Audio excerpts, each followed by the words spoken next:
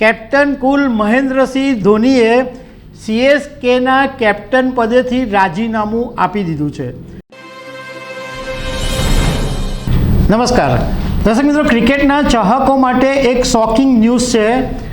IPL 2024ની પહેલી match બેંગલુરુમાં રમાવાની છે અને સીએસકે અને આરસીબી વચ્ચેની મેચ છે, પણ એ પહેલાં કેપ્ટન કુલ મહેન્દ્રસિંહ ધોનીએ સીએસકેના કેપ્ટન પદેથી રાજીનામું આપી દીધું છે અને નવા કેપ્ટનનું નામ પણ જાહેર કરી દેવામાં આવ્યું છે। તો એના વિશે તમારી સાથે વાત કરીશું। મારું નામ રાજેશ શાહ છે અને તમે જોઈ રહ્યા છો ખબર છે.com। દર્શક મિત્રો, આવતીકાલથી આઈપીએલ 2024ની સિઝન શરૂ થવાની છે અને પહેલી જ મેચ સીએસકે અને આરસીબી વચ્ચે રમવાની છે।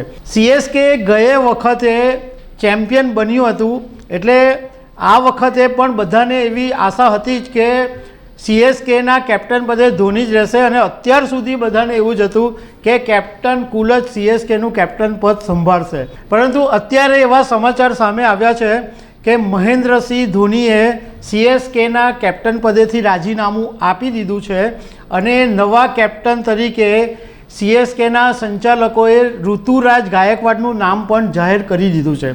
મતલબમાં આઈપીએલ 2024માં સીએસકેનો કેપ્ટન રહેશે ઋતુરાજ ગાયકવાડ।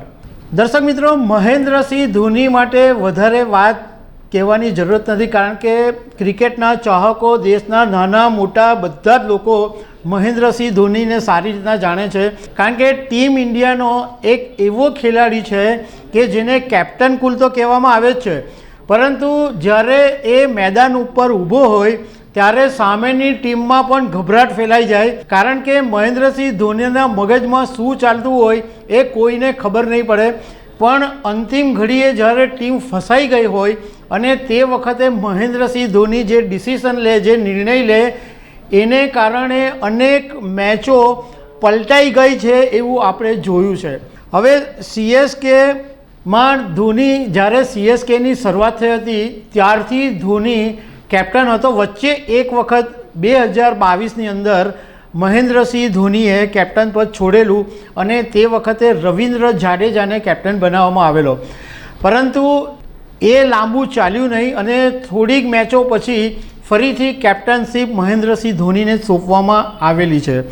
ધોનીએ આઈપીએલની અંદર ટોટલ 250 મેચ એટલે 250 મેચ રમી છે અને એમાં એમણે 5082 રન બનાવ્યા છે, એમાં 24 અડધી સદી છે, હાફ સેન્ચુરી। હવે મહેન્દ્રસિંહ ધોનીની મુશ્કેલી એ હોય છે કે એના રન ઓછા હોવાનું કારણ એ હોય કે એનો આવવાનો ક્રમ બહુ પાછળ હોય, ઘણીવાર 6ઠા 7મા નંબરે આવે અને ઘણીવાર તો એવું બી બને કે મેચ પતવા આવી હોય, એટલે એનો જે રનનો જે એવરેજ કહેવાય એ ખાસી ઓછી આવે, કારણ કે એને રમવાનો ઘણી વખત બહુ ઓછો મળે અને ઓછા બોલ હોય, ઓછી ઓવર હોય। હવે ઋતુરાજ ગાયકવાડને કેપ્ટન બનાવવા પાછળનું કારણ એ કહેવામાં આવે છે કે ઋતુરાજ એક ઠરેલ બેટ્સમેન છે અને ટીમ ઇન્ડિયાના ઓપનિંગ તરીકે એ આવે છે અને મહારાષ્ટ્રની ક્રિકેટ ટીમમાં પણ એ કેપ્ટન રહી ચૂક્યો છે, એટલે ઋતુરાજ ગાયકવાડને કેપ્ટન બનાવવામાં આવ્યો છે અને ઋતુરાજ 2019થી સીએસકેની સાથે છે અને એણે આઈપીએલમાં 52 મેચ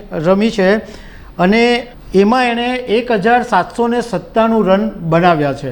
દર્શક મિત્રો, આઈપીએલ 2024 શરૂ થાય અને એ પછી ઋતુરાજ ગાયકવાડનું કેટલું યોગદાન રહે છે એ ખબર પડશે, પરંતુ એક વાત નક્કી છે કે ક્રિકેટના ચાહકોને મહેન્દ્રસિંહ ધોની સિવાય કશું ખપતું નથી, કારણ કે બધા એમ જ ઈચ્છે કે કેપ્ટન તો મહેન્દ્રસિંહ ધોની જોવો જોઈએ। દર્શક મિત્રો, આવી અનેક વાતો સાથે અમે તમને મળતા રહીશું। Thank you very much.